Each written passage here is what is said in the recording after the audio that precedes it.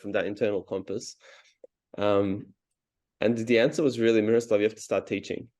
And, it's like I was scared of having one-on-one conversations or any kind of smaller group with friends. I was fine. I used to, just be myself. But yeah, and then the idea of like taking this to more than one person was just terrifying. Right. And I held off on it for a bit. And then I finally started teaching meditation. And I was like, this is just like meditation. It's very easy.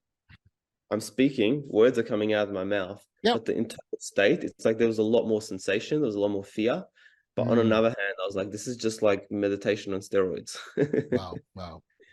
And I fell in love with it very quickly. I was like, okay, this is Audacious, welcome to the Audacious Living Podcast, where our ongoing goal is to help our listeners live the best audacious life ever. And we aim to inspire and empower you to certainly do so. Thank you for tuning in and spending some of your valuable time with us today. So much is appreciated. Now, being an authentic speaker is like being a lighthouse in a stormy sea of words, guiding your audience with with your genuine light and of truth and sincerity. In the same manner in which a lighthouse illuminates the way for ships, your authenticity as a speaker guides and inspires those who listen to you. Now, Miroslav Petrovic is a renowned public speaking coach and storyteller who's dedicated his life to helping individuals find their authentic voice and share their stories with the world. With years of experience in teaching and guiding others, Miroslav has impacted countless lives through his powerful message of authenticity and self-expression. Now, in this episode of the Audacious Living Podcast, we're glad to have Miroslav with us, and he shares his journey from being a refugee to a public speaking coach. He highlights the importance of authenticity and embracing one's stories. His insights and experiences serve as a guiding light for anyone looking to step into their own power as a speaker as well as a storyteller. So now that we've got you all set up and you're ready to go, let's turn to our conversation with Miroslav.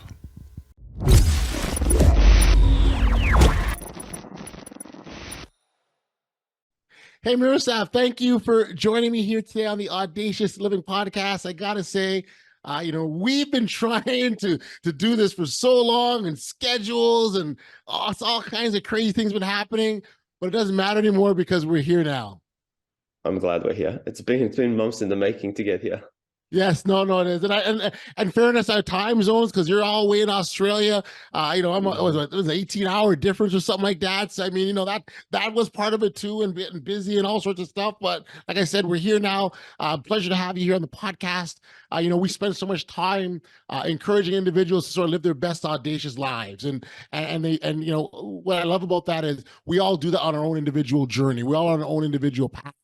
Um, what I find interesting in the work that you do in the realm of public speaking, helping people become better public speakers or master public speaking, is also recognizing that you've got your own individual story to tell, your message for the world, and really is about us stepping into and actually doing that or telling that message.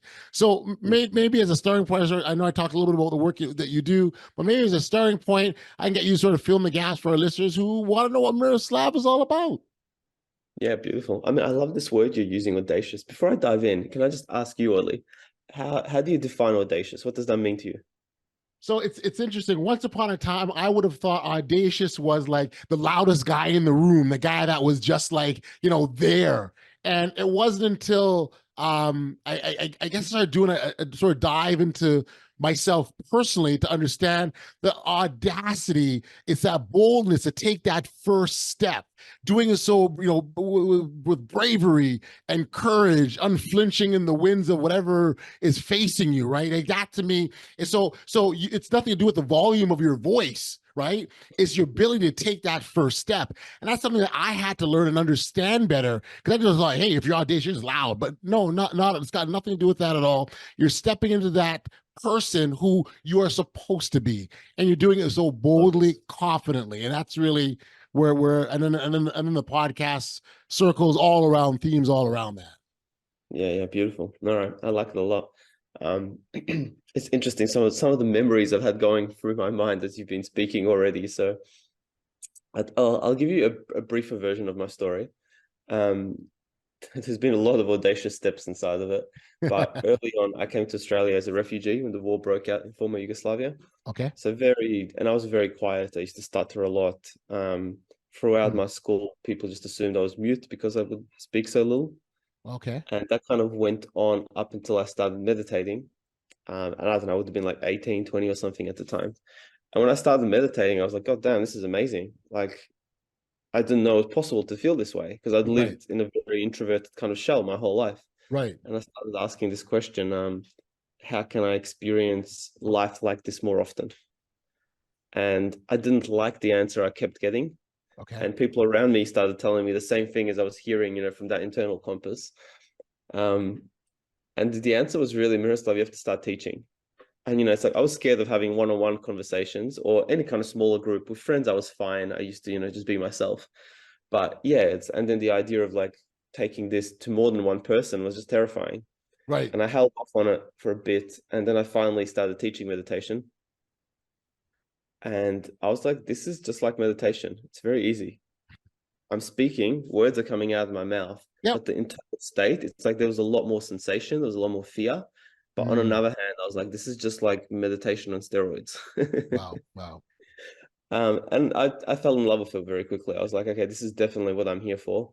One of my first teachers also was like, you're just here to teach and to speak. And originally I was like, what am I going to speak about? Like anything I would have to say, masters of many traditions have said before me. Right. And I've come to realize, most people aren't going to have an interest in the things I went to learn and to research. And in some ways, I'm a bit of a translator. Okay. It's many other things. It's like, how do we transfer or translate the wisdom of those that have walked before us, but applied in contemporary ways that can support us today? Right. Right. Right. Well, and I think when you think of the wisdom, the wisdom transcends time, right? Mm, It's the vehicle or the messenger that adjusts and change with the times. And in fact, we talk about Audacious. I remember vividly when I started this podcast, I was like, there's lots of podcasts out there already. Like there's tons of people doing this stuff. Like I'm just gonna adding to the clutter. Like why am I doing this? Like that self-talk we have that comes like we beat ourselves up, kind of like we can't do things. And so while I was going through that process, the realization came to me that at the end of the day, my voice is still my voice. What I have to say is still the way I have to say it, and only the way I can. So there isn't any other podcasts out there like that because I'm the only me out there. And yeah. when I sort of came to that kind of realization that I absolutely do belong, is when I realized, yes, this is what I should be doing. How many people have you touched since then? How many have listened to a podcast? Oh my goodness. Well, I'm nearing 300 episodes. I now ironically enough, I've started podcasting in 2008. So long Wow. before podcasts were a thing. Now they're like a business card. Everyone has them, right? Like, but I've this is my sixth different podcast since 2008. So I would hazard to say in the millions, like literally, and no exaggeration, of people who have heard my voice or heard a message. I started off, I was a big NBA fan, so I used to podcast about the NBA. But I Mm, oftentimes kind of took like a psychological approach to it and sort of talked to the motivating factors, and I did a leadership podcast, and so I've sort of gone through this journey of different stops. But when I look at the core messaging has always been me, right? And so, yeah, exactly. I would say that, yeah, I would confidently tell you that millions have heard a message from me or heard my voice since 2008. Yeah, and I love how varied this is as well, from NBA to leadership to Audacity. I mean, in some ways, it's obvious all of these things are connected. Yes. I've just been the algorithm has snooped its way inside of me, and I'm currently getting a lot of NBA reels from Doncic and Jokic Which, as well. That's like the yeah, main two things cycling from my Instagram. It's like I you love watch it. a few of them and it just sneaks in there, and every time I stop to watch. I love it. I love it. So yeah. So the piece I'm always fascinated, Miroslav, about is when someone gets to that point of realization, hey, this is what I want to do, but then that next sort of step in the process is I want to help others do that. Like that to Mm. me, that's what was that transition like for you? Because that kind of, did you start knowing that's where you wanted to go, or is it something you had to learn to figure out? No, I very much call it following breadcrumbs. And and that step you're talking about, it's happened multiple times. And Mm. it just happened to me again recently. You have this idea, your purpose, the thing you're going to do Yeah. forever, you're going to find it and that's it. And it's like, no, that thing is going to keep tweaking and changing, and you have to keep listening and following, or Yes. you're going to go in different directions. Because it's very easy for the mind to be like, I am a writer, I will write. And then you start writing, and it's like, actually, this isn't what I'm supposed to be writing about. Right. Right. And that relationship to listening is just as crucial as the following through. But I mean, for me, the way it's usually shown up is, as I said, I started speaking, and I was speaking for some years, and eventually people started coming up to me and going, it's very different when you speak, Miroslav. To like, it goes silent inside me and there's nothing else I can do but listen to you, and it's Mm. easy to listen to you. And people were saying that enough, and then they started saying, can you teach me how to speak? And I was like, Gotcha. well, I never pictured I'd be doing that, but so many people are asking, like, it's a very obvious sign I need to start leaning into this work. And that was the opening of the institute I was doing. And then as I was doing the institute, I was teaching people of all levels, from people that have never been on stage and Right. very like getting them confident to be on stage, to Yep. people that had done a bunch of stage work. And at one point, a buddy of mine asked me to come and teach a group that he was running, and they were all coaches and entrepreneurs and stuff, and all making like good money too. And I went in and I did this session with them, and it was just fire. Like everyone was excited. Yep. Both him and his partner were like, "Whoa, we've never seen you like that." I'm like, yeah, because the room had the goods. I was just turning on the ignition. I And love it it. was very clear that the way they responded, I was like, okay, this is the next step. It's like working with people that are actively in the arena, as Okay. Roosevelt said. So that's been the pivot I've made recently. Like, how can I just focus on this? Because that's where my work most comes alive right now. I want to actually go back to something because you made a point earlier of stuttering as a young boy, and Mm. I think it'd be remiss if I didn't at least take a moment to talk about that in terms of how you were able to make that transition. Because really look at it, you go from stuttering to teaching people how to speak, right? Like I mean, that's light years, and that's a light year leap. Um, there's obviously some work that has to be done. Can you sort of talk about, because I don't I think it's really important that we identify that you didn't just, hey, this is what I did, let's speak and let's go, that there's some work that has to happen to get you to the point that where you're at. Yeah, no, some work is an understatement. It's like a lifetime of work. And what I often say to people, so when they ask me, how did you learn to speak and how come you speak like this? I'm like, because Yep. this for me is a lifestyle. It's not something I do as a performance on stage. Mm. It's a lifetime really of recognizing where my voice is being held, recognizing what wants to be spoken and what I've been suppressing and choosing to say it.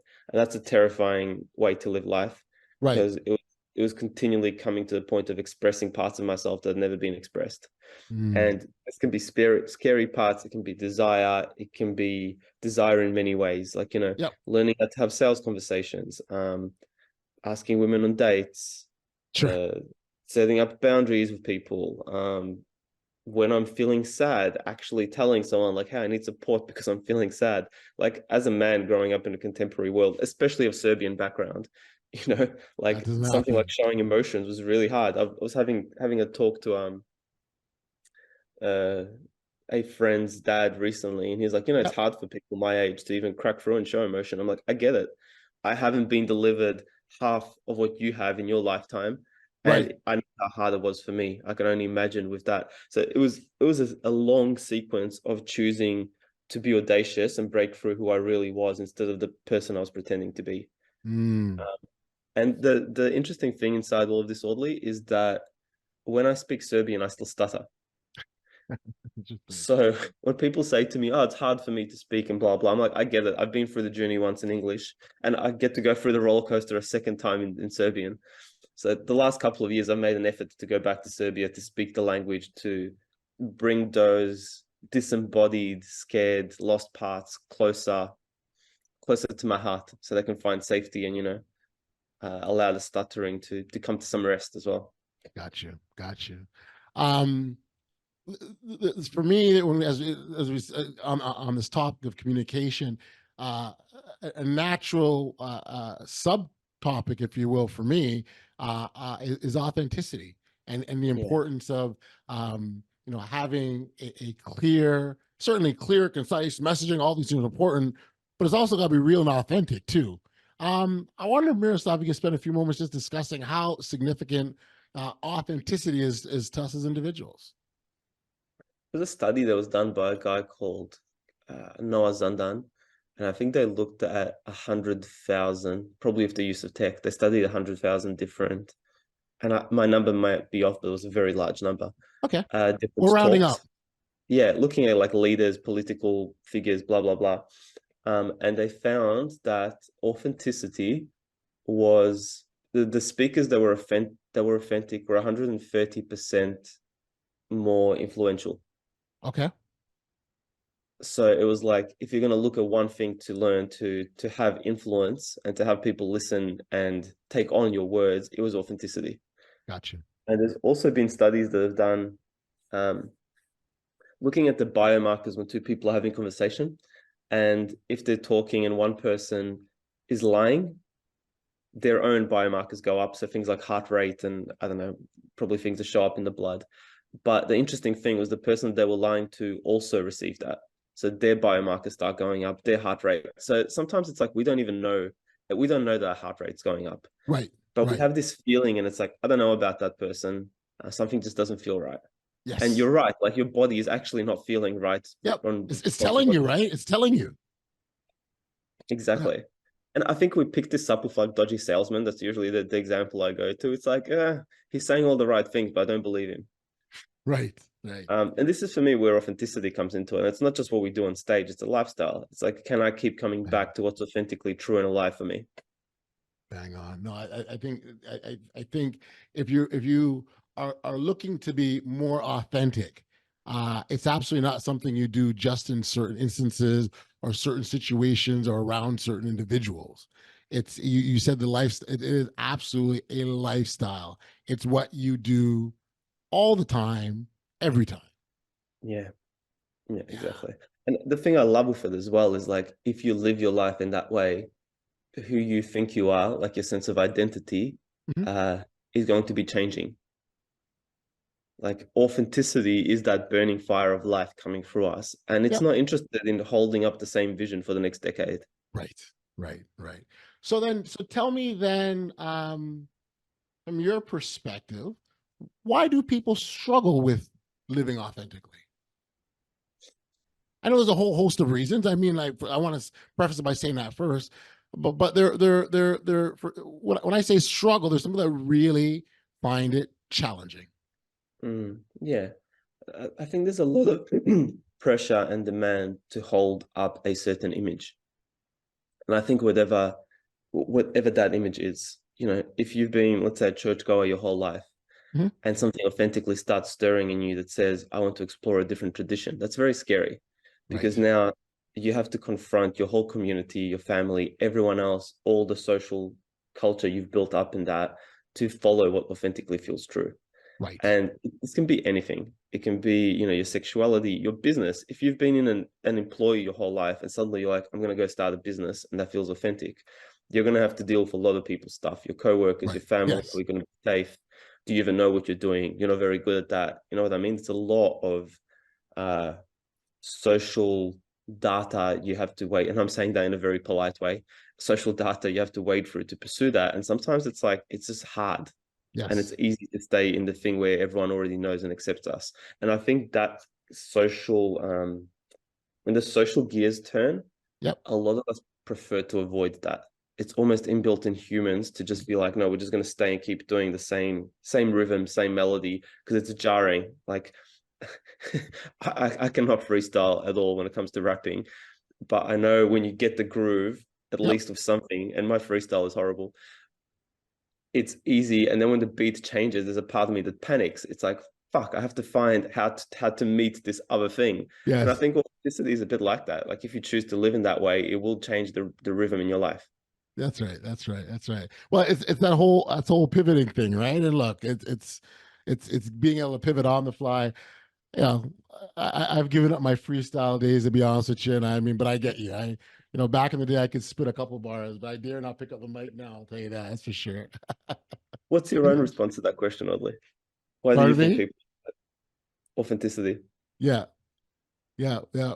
Well, I think for me, if I'm looking at trying to be more authentic, the starting point needs to be who the heck am I? Right? Like I've got to have a really strong understanding of who Audley Stephenson is, what he stands for, what his purpose is. Those things have. I think those gaps have to be filled. Those answers, those questions have to be answered. Because if I don't know, I can't be that, right? And if I can't be that, and I'm taking, I see Sally do this, take Miroslav here, I take Jim that from Jim. I become a mess, a confusion, not only for others but for myself as well.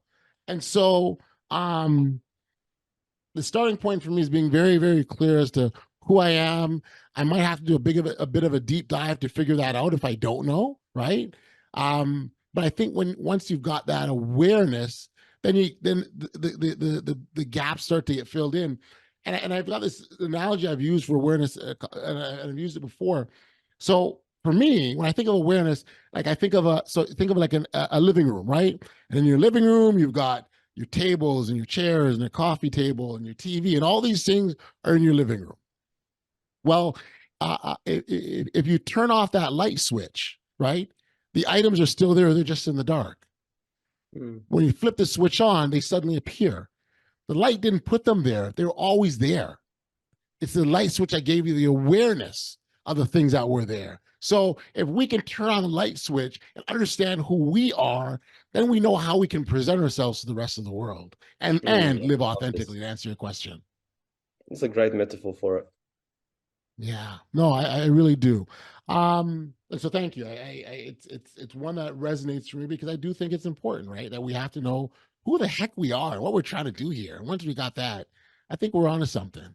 Um, Yeah. and so if we follow the progression of this conversation, honor something for me would then lead to your ability to have some kind of lasting impact, right? And impacting others in profound ways through our authentic stories. I wonder if you could talk about some of the things that when we have lasting impacts on people, what it can actually do for others, and how important that is. Mm. Some of the stories I've heard back. Yeah. Yeah, okay. I mean, there's different directions I can go on here. Uh-huh. One of them is I've had people come to my talks and connect so deeply to themselves that they would do things where I was like, whoa, that's intense. I don't know if I would do that. But obviously, like inside their authenticity and their life path, that was the next choice. Yeah. I remember one guy came along, his partner had sent him to my talk. And then at some stage later on, maybe like 6 months later or something, I ran into his partner and she was like, yeah, he was so touched that he came home and he decided to buy a house and he bought a house and he'd been sitting on that decision for a long time.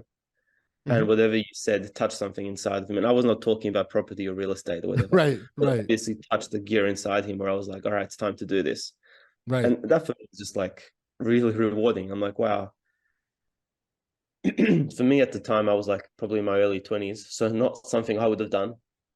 But seeing that for him, there was some calling probably to step into the next level of his service and I've never seen the man again, Mm. with his family or whatever. It just felt really touching. It's like me as a younger man could offer something to this man that was older than me Right. that he obviously found he could apply and Yep. have the blessings of that spread for his family. And then on the other side, it's like when I first started teaching speaking and I was teaching sales as well. Okay. Watching like the first sales training I did, we had a group of about 15 people make about $15,000 in that room. And that couldn't have happened if I just chalked and talked. If I just gave them the skills of here's what you need to do. Like Right. it took me putting all of myself on the line for this like transfer that happens between people when you really believe someone, when you really give it everything, for them to be able to receive that and take it into their life. And there was a lot of moments in that training where I'm like, I can't just tell them what to do. It's like I have Right. to put my authentic self on the line here, and everything that comes with that. It's like Yes. energy and passion and emotion. And yeah, it was amazing to see people that were like, that didn't know that they could sell, or they weren't doing it very well, into like Hmm. absolutely smashing it. Amazing. Amazing. And that's the part that transformation is always fun to watch, right? Where you look where they start and where they end up, you're like, wow. Right? And I think they blow their own minds too when they see where they've gone through that journey. And so that certainly sounds like a fun sort of process to be a part of. Um, I guess so maybe on that, maybe you can sort of talk about, what you've learned or what you've taken from this new journey of teaching others. When you talk about being a speaker, right? Initially, I don't, the jump to helping others or teach out become better speakers. I don't know if that's necessarily the first thought in your mind, right? And but as you said, you follow the breadcrumbs and it took you where you're at. So now that you're here and you're a part of it and you're hearing stories, so how has that been for you? Yeah, it's what can I say? Give me a moment. It's been humbling. um so when I was young, I studied film because Okay. I loved film. And what they don't tell you about film is when you study film, it ruins your experience of film, because you can see how the film is made up, and Right. you stop being in the trance all the time. Sometimes like, this is just a really shit film. And sometimes I joke with my students, I'm like, this will completely change the way you relate to speakers and speaking communication. Yeah. And I'm playing tongue in cheek here. I'm like, what actually happens is you develop your palate, and you're not really interested in $5 wine anymore, because you have that depth to appreciate what's actually possible on stage. Yes. And my bigger prayer is that globally we can come to a place where teaching, speaking, communication, even in primary and high schools, is done from a much deeper sense of a felt sense. Like, we're not Yes. just going through the rhythm and the rhyme, like we're bringing something that's, that feels alive. That's a much bigger vision. I'm going to need support with that one, which is probably why I'm teaching as well. But to see people that have worked with me get up and not just like, let's say, tell their story, or not just go for a structure or a thing they memorized at home, but put all of themselves on the line. Yes. And for me to sit back and watch, like, the whole room responding to that with tears Mm. and goosebumps, and I can't put words onto that. It's like, whatever I've offered, it's like that expression where they say, to light a candle with your candle means both candles keep burning. And Absolutely. then to watch them take that candle to a whole room and set the whole room alight, I'm like, that's the gift, you know. I love that. The imagery is fantastic, right? In terms of lighting candles and lighting up rooms together, in powerful, profound ways. I think, that it just, again, the imagery is fantastic. I think you're absolutely right. We can do some marvelous, marvelous things if we, come together, right? And so that's kind of what I'm hearing from you, Miroslav. Yeah. I think it's fantastic. The journey you've taken, right, and how you've chosen to get there, if you will, because it's one that's your own journey, right? You've had to overcome your own, let's call it, stuff, right? So you overcome your own stuff to get where you are now, and now that you're having the impact that you are and getting people on stage and helping them become better speakers, uh, it just breaks down so much barriers and doors and offers. For me, the part that excites me is the opportunities that it can offer individuals. And I know you mentioned sales training, but that's not just your only focus, is it? You work in No, other areas. sales has been a side focus. Well, basically what happened is I had a lot of people coming to my rooms, lots of business owners Yeah. at different ends of the journeys. Sometimes CEOs, more corporate people too. But I just found a lot of people that wanted to get into speaking. It's really hard unless you know how to do sales. Like, it's Okay. hard to do anything unless you know how to do Okay. sales. And you start recognize sales isn't just a dollar exchange, it's the capacity to have value aligned conversations. Yep. And I was like, guys, you're going to need to learn how to sell, whether you want to get yourself in speaking gigs or whether you get free speaking gigs and you want to offer a service. Like Yep. there is no making it in the world of business without sales. So it was Right. just a respond again, a response to what was coming up in my room. I was like, okay, I need to offer this. Yep. Yep. Yep. Um, the art of storytelling. How big is that? Oh, I just love it. I think that's one of my favorite topics. Yeah. Put me in a good story, and I'm just like, what's some of your favorite storytelling tips or Um, like favorite stories, you mean? no, like when you're storytelling, if you're teaching storytelling oddly, what would be the top two or three things that you're like, this really makes the story for me? Um, so I think of storytelling as a journey, right? And a journey is going to have sort of the ups and downs, like a valley, like the hills and valleys, right? There'll be, there's that journey that we all take, and it's the ability to grip others through the usage of emotion, right?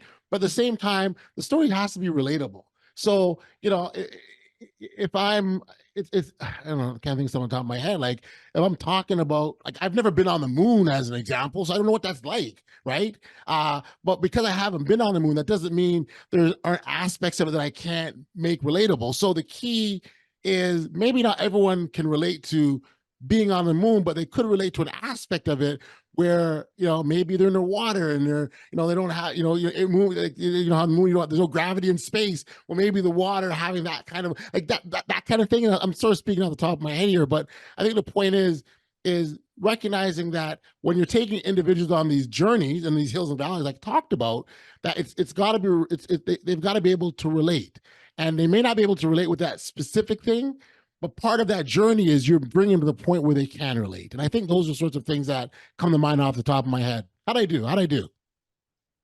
It's good. I like it. I Oh, think this is the magic of storytelling. It lets us into experiences we haven't right. had. Yes. Yes. And even if we're not, so even if we haven't been there, right? Even if we haven't been there, if you, the art is getting people to make them feel like they have, Mm. right? Although they've never been on the moon, but they kind of understand what it feels like. Yeah, completely. And what I love about it as well is like life has only so many, days or hours or whatever, and storytelling lets us glimpse into a completely different life we haven't lived. Yeah. And for some of us, we might never live. Yeah. It's just like a snapshot of a whole different existence. Yeah, yeah, yeah, yeah.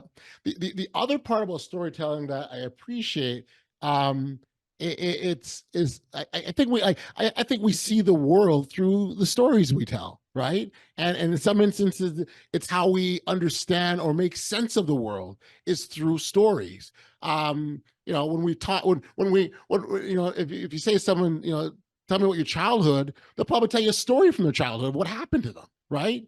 Or after a long day of work, how was work? Well, let me tell you what happened. And it becomes a story. So I think Yeah. stories have all sorts of different functions in terms of, but how people make sense of the world, how they see the world, how they relate to the world. I think we do it through stories. Now they're really, really important. There's I don't know if you're familiar with the book Shantaram, but it's like No. a novel based on the true story of the author. And Okay. long story short, he escapes from a prison in Australia, goes to live in India, um, kind of lives in the underworld over there because he's got no legal papers, ends up fighting in Afghanistan in the war. And this is, for me, isn't even my favorite part of that story. It's such a well told story. The book is like this. It's like, I Yeah. don't know, maybe two Bibles put on top of each other. Wow. But when he's in Afghanistan, he used to be a medic before all of this stuff happened. So, Okay. as people get wounded, he's the one that's holding them and nursing them and often having other men die in his arms. Right. And there's this one very memorable line where it's happened to him a few times now that the men have died in his arms. And he goes, it's always a town and a woman. That's the stories they share when they're passing over. The town that they're from and the first love or the wife of their life. And Mm. that just touched something deep inside me. It's like that when we're dying, these are the bits that we feel to share with someone else. It's like the stories that really got us deep, deep, deep, deep Yep. inside. Yep. The things that live with us. Absolutely. Absolutely. Miroslav, man, I'm so glad that we made this happen. I think it's a delightful chat. I really appreciate the work that you do in helping individuals. Um, develop their speaking and really to be able to publicly speak. I think it opens the doorways for so much else. I'm not sure if you can have any measure of real success without being able to publicly articulate that and publicly speak and have impact and share stories and be authentic. I think all these things are necessary to live a successful life. And so thank you for that. For listeners that wanted to learn more about you or connect with you, where can we send them? Yeah, awesome. So the Miroslav Experience on Instagram, Miroslav Bardovic on Bardovic on Facebook. Probably the two easiest places to reach me. You can find me on LinkedIn. My website is miroslavp.com. Okay. The institute is the Enliven Speaking Institute. So Okay. enlivenspeakinginstitute.com. That's really an overview. If you have listened to this podcast, you want to connect, I have some giveaways I give people as well. Cool. I have a little guide if you want to get on the TEDx stage, how you can do it, what you should avoid, what you should need to know, pre-grounding meditations before you get on stage. So I have a little pack I give people that's really supportive in that journey, getting yourself and your voice and your story more out there. Amazing, amazing. Well, I thank you for that. That's awesome. Again, appreciate that you're here, and all the best, Miroslav. Yeah, thank you so much, Audley. Really enjoyed this. And part of me wishes I wish you lived closer. I'd love to catch up for a coffee with you. Man, we would have a blast. We'd have a blast. Be well. Take care. You too. Bye.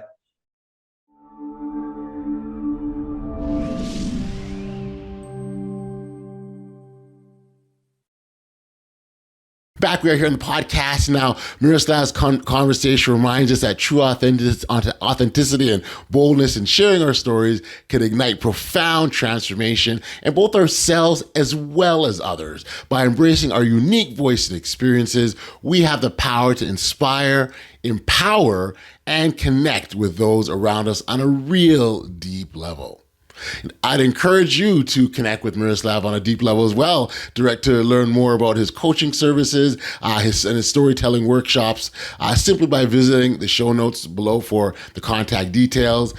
Certainly take that first step towards unlocking your authentic voice and sharing your story with confidence. To our listeners, I want to thank you for tuning in to another edition of the Audacious Living podcast.